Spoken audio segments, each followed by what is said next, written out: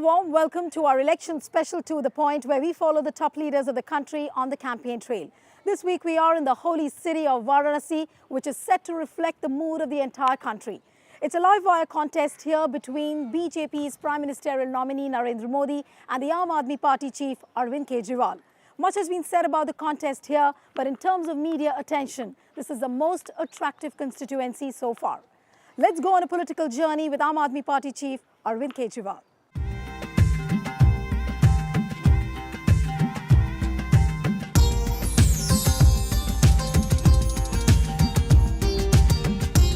The political pitch gets stronger and stronger in this city of weavers and temples. Varanasi is witnessing a mega electoral battle between Aam Aadmi Party chief Arvind Kejriwal and BJP's PM nominee Narendra Modi. What appeared to be an easy win for Modi could now well turn out to be a tight contest of ideas, ideologies and the victory margin.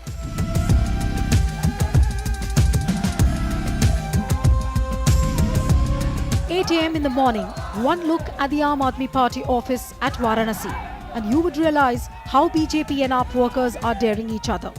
BJP workers raiding Modi slogans right under the nose of Aam Aadmi Party office. This is a scene playing out across the city. Amidst hectic campaigning by both parties, entire Varanasi has been subsumed by the buzzword of Narendra Modi and Arvind Kejriwal. If Modi holds out hope for the people on the development front, Kejriwal is also showing a mirror of an honest government where there's no place for corruption.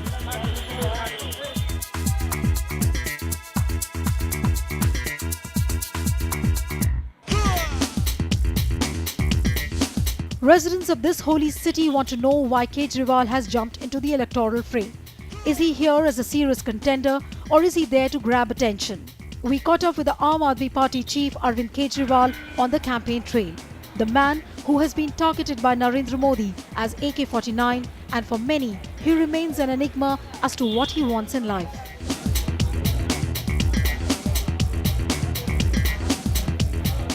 Kejriwal, who's been projected by his people as the second Gandhi, believes in the Gandhian way of protest. After his colleague and former minister Somnath Bharti was assaulted, there was no way out for him but to sit on a silent protest at the symbolic Asti Ghat, expecting a miracle from the river Ganga.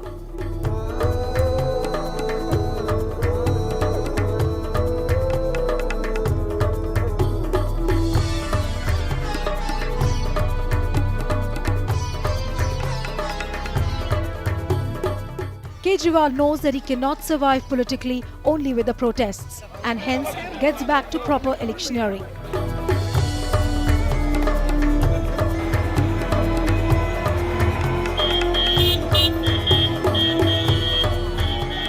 Arvind, welcome to Rajya Sabha Television. We're shooting your campaign trail, and after a long wait, we've finally come to talk to you.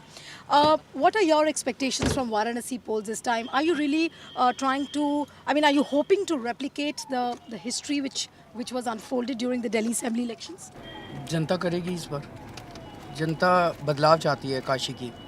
आपने देखा होगा कि कल जब nomination papers भरने गए थे, जितने लार्ज नंबर में जनता सड़क पे उतरी, हमारे पास तो पैसे ही नहीं थे. आज बता रहे हैं मोदी जी की रैली में तो 6000 बसें बाहर से आई हैं, आसपास के डिस्ट्रिक्ट से.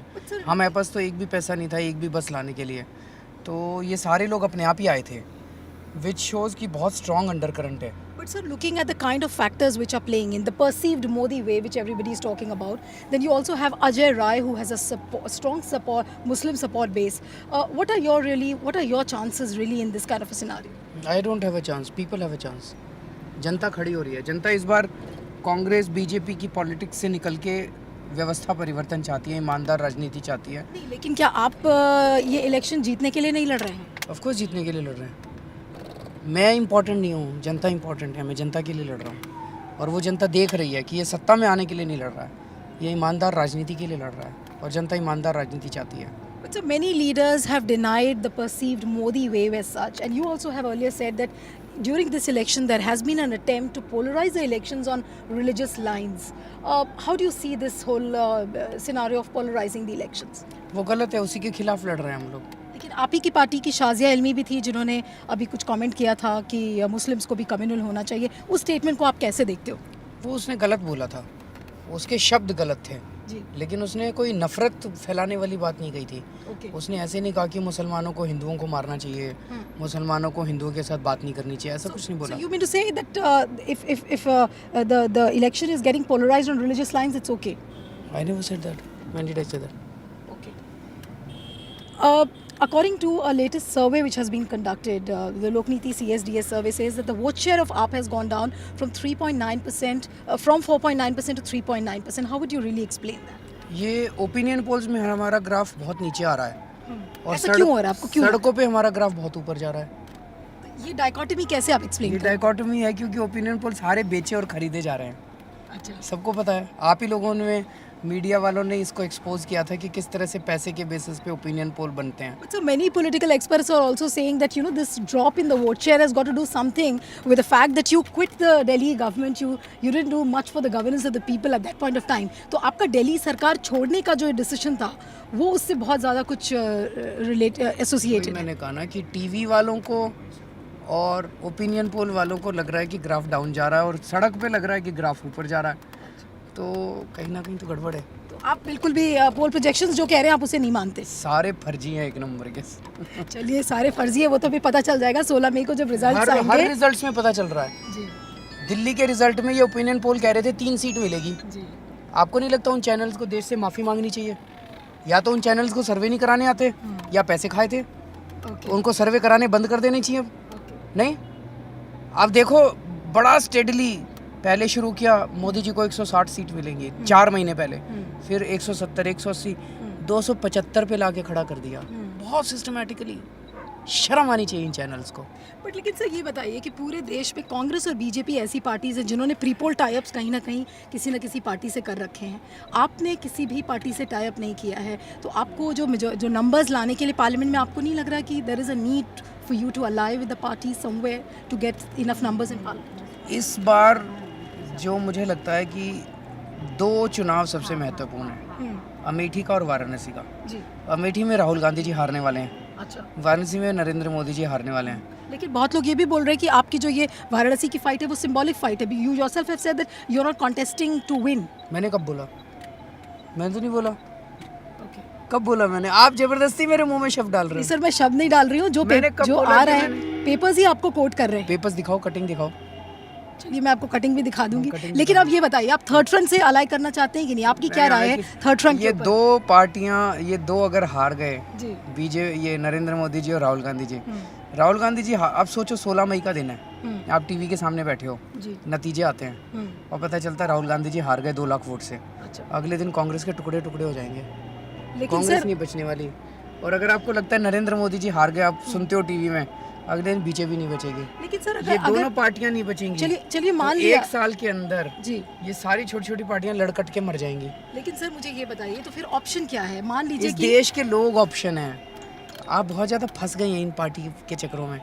इस देश के लोगों से उम्मीद निकलेगी, जी। इस देश के लोग ही उम्मीद है। ये पार्टी और ये नेता उम्मीद नहीं बचे, लेकिन सर इनको डिमोलिश होना पड़ेगा और ये डिमोलिश होंगे। सर आप कह रहे हैं कि लोग उम्मीद है, आपने भी एक उम्मीद दिखाई थी दिल्ली इलेक्शंस के टाइम। 49 डेज के बाद आपको अपनी सरकार खुद ही छोड़नी पड़ी, तो आपको नहीं लग रहा है कि लोगों के मन में एक डाउट भी है? मैं यहाँ पे वाराणसी के स्ट्रीट्स में जब जा रही थी and people were skeptical whether Arvind Kejriwal will be able to deliver or not after your 49 days of governance which you showed. तो मैं भाग के थोड़ी गया हूँ, अभी दोबारा चुनाव लड़ेंगे।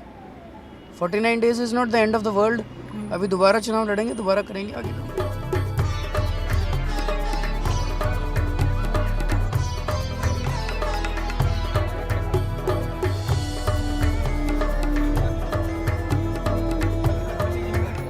Right now, I am at the Manikarnika Ghat in Varanasi, which is supposed to be one of the most auspicious ghats, and the people who throng here are basically talking about one issue, and that is development. They say that so many governments have come and gone, but development is one issue which has really remained a far cry. It has remained elusive. In fact, I have with me a number of people here at the Ghat.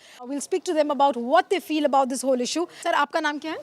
Ashok Pandey advocate मेरा नाम है। मैं यहीं बनारस में रहता हूँ और यहीं मेरी पैदाइश भी हुआ है। अच्छा ये बताइए बताइए कि जो वाराणसी में जिस तरीके का कॉन्टेस्ट इस बार देखा जा रहा है कि बीजेपी के prime ministerial candidate Narendra Modi हैं, जिनसे लोगों को बहुत उम्मीद है कि जिस तरीके का विकास उन्होंने गुजरात में किया है, ये उम्मीद लोग कर रहे हैं कि शायद उसी तरीके का विकास यहाँ पर वाराणसी में देखने को मिलेगा। दूसरी तरफ केजरीवाल जी हैं। आपको क्या लगता है इस पूरे कॉन्टेस्ट में जीत किसकी होगी और किस मुद्दे पे लोगों को वोट यहाँ पर देना चाहिए? यहाँ पर सबसे पहली चीज़ तो ये है कि आपने कहा कि दो पार्टियाँ चुनाव लड़ रही हैं, नरेंद्र मोदी और मिस्टर केजरीवाल। ये लोग तो बाहर से आए हुए हैं। केजरीवाल ठीक है कि उत्तर प्रदेश में रहने वाले गाजियाबाद के, लेकिन मोदी को आप एक एज एन आउटसाइडर देखते हैं। जी हाँ, जी हाँ। नहीं तो क्या आपको उम्मीद नहीं है कि वो काम करेंगे? वो नहीं कर पाएंगे। देखिए यहाँ पर पैसा बहुत आता है। पिछली सरकार ने भी काफ़ी पैसा यहाँ देता है, मतलब दिया, लेकिन उसका जो प्रक्रिया होना चाहिए विकास के मामले में, गंगा की सफाई के मामले में, वो हुआ नहीं। 387 करोड़ रुपए इस गंगा के नाम पर गवर्नमेंट ने दिया, लेकिन आज भी आप देख सकती हैं कि गंगा में आज भी गंदगी बहुत ज़्यादा है। आपको क्या लग रहा है इस बार का जो चुनाव है, आपकी क्या फीलिंग है पूरे चुनाव को लेकर? ये विचार है कि माने मोदी को भी इस बार बना करके देखा जाए। मौका देना चाहिए। मतलब एक्सपेरिमेंट करने में कोई हर्ज नहीं है, आपका कहना है? पाएगा मोदी नहीं दे पाएगा, आप क्या कह रहे हैं? केजरीवाल ही दे पाएगा। कोई किस लिए 10 दिन का सरकार बनकर हटा दिया, वो सरकार सीट अपने ले रखा। अच्छा, तो उन्होंने 49 डेज की जो सरकार बना के छोड़ दिया, आपको उससे शिकायत है? आप कुछ कह रहे थे, आप हाँ, अटल बिहारी वाजपेयी जी रहे, महंगाई को और रखे सीमा दर्जे पर, और उनके हटते ही महंगाई बढ़ती गई। अब वैसा तो फिर आ रहे हैं मोदी जी, खैर उन्हीं के वो चेले ही हैं, और अच्छा हो सकता है कि काम करेंगे मोदी जी। अच्छा भी हो सकता है और ये भी हो सकता है कि कोई विकास ना हो। नहीं, विकास होगा क्यों नहीं, विकास तो किए हैं अपने यहाँ तो विकास किए हैं वो, तो उसी मुद्दे पर यहाँ भी विकास करेंगे। ऐसी बात नहीं है, जो विकासशील आदमी है वो हमेशा विकास करेगा। So you see there are mixed reactions coming from all the people here. Some are hoping that Modi could go on the lines of development, whereas some people are really skeptical because earlier government has sent in the money, but actual implementation has not taken place.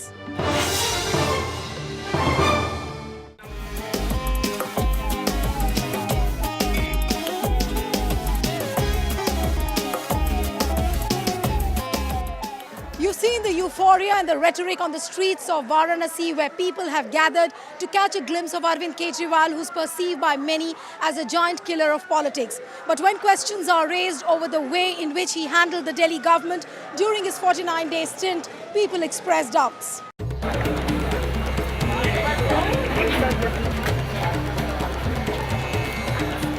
It's a hot afternoon at 3 p.m. Arvind is getting ready for a public meeting in the Muslim-dominated area of Dal Mandi. Arvind realizes the power of the Muslim vote, which is roughly 25%. And AAP's strategy is to wean the Muslim votes so that they polarize towards the strongest candidate.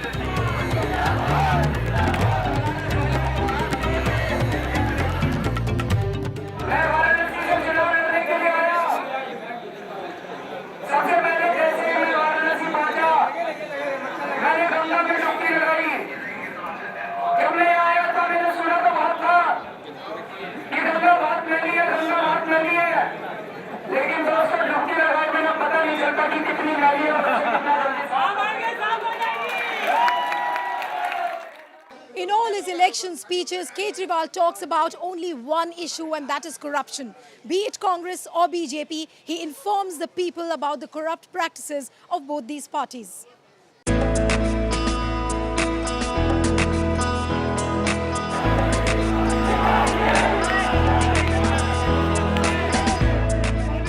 Kejriwal never forgets to address the Valmiki Samaj and hence makes beeline to the Dalit Bastis, where he's greeted with enthusiasm and furor. His message is very clear: why he had to quit the Delhi government and now how he plans to wipe out corruption to help the lower middle classes. मेरी आत्मा बोली इस्तीफा दे दो, बाहर जाओ, जनता को कहो भाई अब 28 सीट से काम नहीं चलेगा, पूरा बहुमत दो तो आगे और काम करके दिखाएंगे। मैंने इस्तीफा दे दिया, बताओ क्या गलत करा मैंने? इस्तीफा ही दिया है, कोई गलत काम तो नहीं करा, पैसे तो नहीं खाए मैंने, भ्रष्टाचार तो नहीं करा।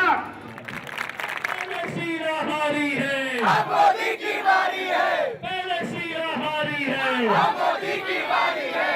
Most of the Aam Aadmi Party slogans in Varanasi are targeting Sheila Dikshit, Ambani Group and Narendra Modi. For example, one slogan says, पहले शीला हारी थी, अब मोदी की बारी है। Another slogan says, पहले चली थी अंबानी की, अब चलेगी हिंदुस्तानी की. So that's the way the slogans have been coined, and that is what is making the atmosphere here completely politically surcharged.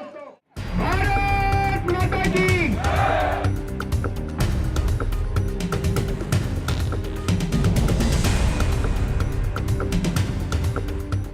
Aam Aadmi Party chief has made Reliance gas pricing a big issue this poll season, creating a political space which is hard to ignore. The issue touches the raw nerve of the people and therefore finds acceptance by all and sundry. Narendra Modi ji अगर प्रधानमंत्री बन गए तो अपने gas के दाम प्रधानमंत्री बनते ही 4 गुने कर देंगे। मेरे पास कागज है, झूठ नहीं बोल रहा। इसलिए मैं वाराणसी से चुनाव लड़ने के लिए आया हूं कि उनको हराना बहुत जरूरी है। इतनी महंगाई हो जाएगी, इतनी महंगाई हो जाएगी, बर्दाश्त नहीं की जाएगी।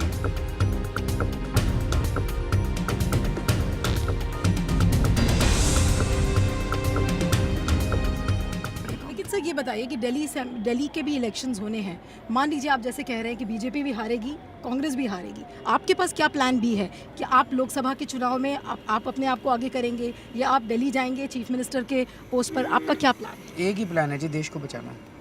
There is no plan, there is plan A, plan B, plan C, plan D, लेकिन देश को बचाना है। सर जब आप ये एक स्टेटमेंट जब देते हैं ना कि देश को बचाना है, वो बहुत ही मतलब रेटरिक भी है और काफ़ी मतलब लोग उसको बिलीव तो कर लेते हैं, बट बाद में जब उस पर चिंतन होता है तो लोग सोचते हैं कि कैसे करेगा ये आदमी। मैं थोड़ी करूंगा, देश के लोग करेंगे, आपके साथ मिलके करेंगे। लेकिन सर अकेले लोग नहीं कर सकते। सर लोग मैं आपकी बात से बिल्कुल सहमत हूँ कि लोगों में जो पावर है वो किसी में नहीं है, लेकिन एक प्लान होता है, उसके तहत आप कैसे करोगे? क्योंकि आपकी एक पार्टी ऐसी भी है, it has been perceived that it lacks an ideological base. You have just one anti corruption, you have just one anti corruption agenda which has been sustaining your movement. Do you think that is enough to take forward your party? What is Modi's agenda? Modi says that he's a pro development man. आप कैसे यकीन करते हो उन्होंने development किया? मैं नहीं यकीन करती हूँ। मैं भी नहीं करता। तो उनका तो कोई एजेंडा ही नहीं है, हमारा कम से कम एक एजेंडा है। अच्छा, उनका तो 0 एजेंडा है, हमारा एक एजेंडा एंटी करप्शन, तो बहुत बड़ा एजेंडा है। लेकिन एंटी करप्शन सर आपका जो विजन डॉक्यूमेंट आया था, the policy document which came of late, which you have listed out in the manifesto, उसमें बहुत क्लियरली कहीं नहीं दिया है कि आप इकोनॉमी की चीज़ में कैसे टैकल करेंगे। For example price rise, inflation. Price rise भी है उसमें, इकोनॉमी भी है उसमें, फॉरेन पॉलिसी भी है उसमें। आप उसको अच्छे से पढ़ना। पढ़ा नहीं आपने? नहीं तो सर जरा दर्शकों को बता दीजिए सर 2 लाइन में कि आप कैसे इकोनॉमी, प्राइस राइज और इन्फ्लेशन कैसे आप हैंडल करोगे? जैसे मैं दिल्ली में था, दिल्ली में हमने सब्सिडी दी, बिजली के दाम कम हो गए, हमने पानी मुफ्त कर दिया, भ्रष्टाचार दूर किया, सीएनजी के प्राइसेस कम हो गए, भ्रष्टाचार दूर किया, भ्रष्टाचार दूर करने से पुलिस वालों ने पैसे लेने बंद कर दिए, तो कई जगह पता चला कि लोगों ने अपने प्राइसेस गिरा दिए। बट सर ये सब जो मेजर्स आपने लिए थे, obviously they were well accepted by the people, but they were also seen as populist measures, and experts had pointed out that your entire economy जो विजन है, it was replete of discrete and disparate populist measures. उसको आप कैसे counter करोगे? How are you different from Congress and BJP? Then they are also taking resort to populist measures. कौन कौन से experts से बात हुई आपकी? सर बहुत सारे एक्सपर्ट, जो एक्सपर्ट्स आप जिनका पेपर में नाम लेते हो और जो अरविंद केजरीवाल की क्रिटिक्स हैं, वो यही बोल रहे हैं। वही तो मैं कह रहा हूँ। देखो, बिजली के दाम आधे किए, टोटल कितना खर्चा आया? 200 करोड़ रुपए का। बस पानी हमने फ्री किया, कितना खर्चा आया? 42 करोड़ रुपए का। टोटल कितना? 250 करोड़ रुपए। अगर मैं एक अपने लिए हेलीकॉप्टर खरीद लेता, हेलीकॉप्टर 400 करोड़ का आता है, तो आप सारे कहते बहुत प्रोग्रेसिव चीफ मिनिस्टर है, वेरी एफिशिएंट चीफ मिनिस्टर, अपनी छत से उड़ता है और सेक्रेटेरिएट की छत पे उतरता है, एंड वेरी गुड चीफ। मैंने अपने लिए हेलीकॉप्टर नहीं खरीदा, मैं सड़क पे चलता हूँ और मैंने वो पैसा जनता को दे दिया, तो आप कहते हो देखो कितना रिग्रेसिव चीफ मिनिस्टर है, सब्सिडी देता है। देखो, सब्सिडी बड़ी गंदी चीज़ है। लेकिन आप अपने आप को लोगों के बीच में कैसे बिलीव करवाएंगे कि जो आप जो कह रहे हैं, ठीक है, दिल्ली की जनता, दिल्ली की जनता ने आपको बिलीव किया, लेकिन can Delhi model be replicated across India? You are contesting on so many seats. आम आदमी party is contesting on so many seats. होएगा, चिंता मत करो, सच्चाई पे यकीन रखो, होता है, सच्चाई की जीत होती है। अच्छा सर, आप वाराणसी से चुनाव लड़ रहे हैं, वाराणसी के जो कुछ मुद्दे हैं, इंफ्रास्ट्रक्चर पे किसी भी गवर्नमेंट ने ध्यान नहीं दिया, चाहे वो स्टेट गवर्नमेंट हो चाहे सेंट्रल गवर्नमेंट हो। Unemployment, infrastructure, health care, education, ये सब इश्यूज़ के बारे में आपकी क्या रणनीति है? What are you really planning? सारी चीज़ों की जड़ में एक ही चीज़ है, वो इनकी नीयत ख़राब है। पैसे की कमी थोड़ी है। 49 दिनों में सरकार में मैंने एक ही चीज़ सीखी, सरकार में पैसे की कमी नहीं है। उनकी नीयत ख़राब है, हमारी नीयत साफ़ थी, इसीलिए हम 49 दिन में इतना काम कर पाए। अगर गंगा एक्शन प्लान में हज़ारों करोड़ खर्च दिए, इन्होंने अरबों रुपए खर्च दिए, कहाँ गया पैसा? गंगा मैली की मैली रह गई। अब मोदी जी आ जाएंगे तो अरबों रुपए और खर्च देंगे, गंगा मैली की मैली रहेगी। साफ़ नीयत वालों को वोट दो, ईमानदारों को वोट दो, पैसा अच्छा खर्च होएगा, ईमानदारी से सरकार चलेगी, सारी चीज़ें इंफ्रास्ट्रक्चर ये भी तो देखा गया कि आपने ईमानदारी की सरकार चला के देखी, लेकिन जो बीजेपी और कांग्रेस जैसी पार्टियां उन्होंने चलाने भी तो नहीं दिया आपको। आप कैसे हमारी करोगे? majority और अब नहीं तो थी आप ना। ज्यादा बड़े लेवल पर उतर के आए हो। हमारी मेजॉरिटी नहीं थी ना, अब मेजॉरिटी आएगी। Are you hopeful? What is the figure you're looking at जनता को at the तय national? करना है, उनको ईमानदार सरकार चाहिए तो हमें वोट देगी, बेईमान सरकार चाहिए तो बीजेपी कोई तो नंबर होगा जो विच यू आर टारगेटिंग। जैसे बीजेपी कहती है हम 300 का आंकड़ा पार करेंगे, आम आदमी पार्टी का क्या आंकड़ा है? हमारा आंकड़ा है कि सच्चाई की जीत होगी, और वो 300 पार करेंगे, वो सब बेवकूफ़ बना रहे हैं। ये वाला पार्लियामेंट जो है वो फ्रैक्चर्ड मैंडेट होगा, किसी की मेजॉरिटी नहीं आने वाली। ये सारे लड़ेंगे, कटेंगे, मरेंगे। फिर क्या होगा? 1 साल के अंदर दोबारा चुनाव होगा, उसके अंदर जो गवर्नमेंट आएगी वो मुझे लगता है स्टेबल गवर्नमेंट होगी। जब आपने बहुत इंपॉर्टेंट पॉइंट बोला है ये कि अगर 1 साल में आप चुनाव फिर से करोगे, अभी फ्रैक्चर्ड मैंडेट आएगा, थर्ड फ्रंट भी एक फ्रंट बन के आ रहा है, क्या आप उसको ज्वाइन करेंगे? नहीं, हम किसी फ्रंट को ज्वाइन नहीं, हम यहाँ सत्ता हथियाने के लिए नहीं आए हैं, गठबंधन की राजनीति करने नहीं आए हैं, देश बचाने के लिए आए हैं।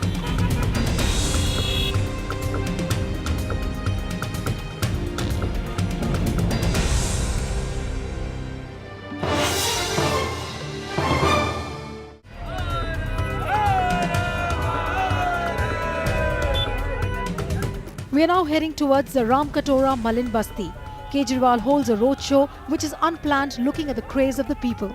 All want to catch a glimpse of a man who's taken on the government opposition by one unifying factor: root out corruption by any chance.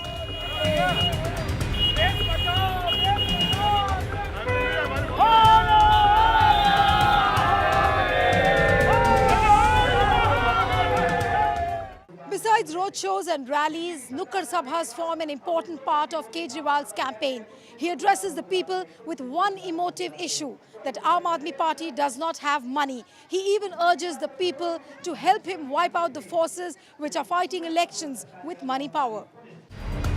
नमस्कार जी, झाड़ू इस बार झाड़ू। How to attract the Hindu votes is a daunting task for the AAP chief. Hence, he takes refuge at the banks of the Ganges.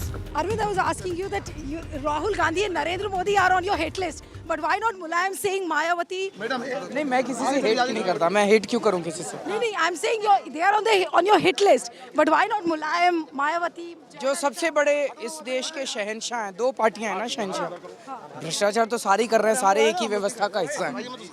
Okay. तो इस बार आपको लग रहा है कि आप बीजेपी के मुंह पर झाड़ू मार सकोगे? नहीं, किसी के मुंह पे झाड़ू नहीं मारनी, वो अच्छी बात नहीं है।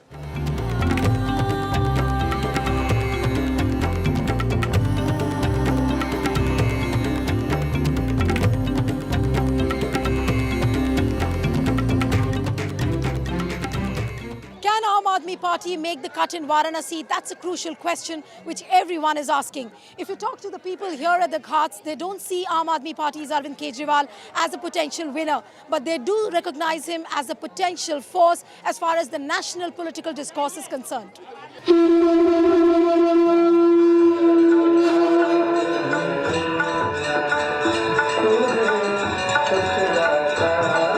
By any rough estimate, at the Dashashwamedh Ghat, there's always a crowd of around 5,000 to 8,000 people, especially during the evening, when huge crowd gathers to have the darshan of the Sandhya Aarti, which is symbolic of Varanasi.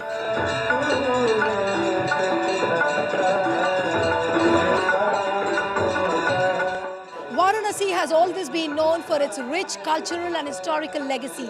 At the moment, no one knows which way the contest will swing. But as far as the political history is concerned, Varanasi will again make the cut. That's all we could pack up in this half hour on the campaign trail. Goodbye and thanks for watching.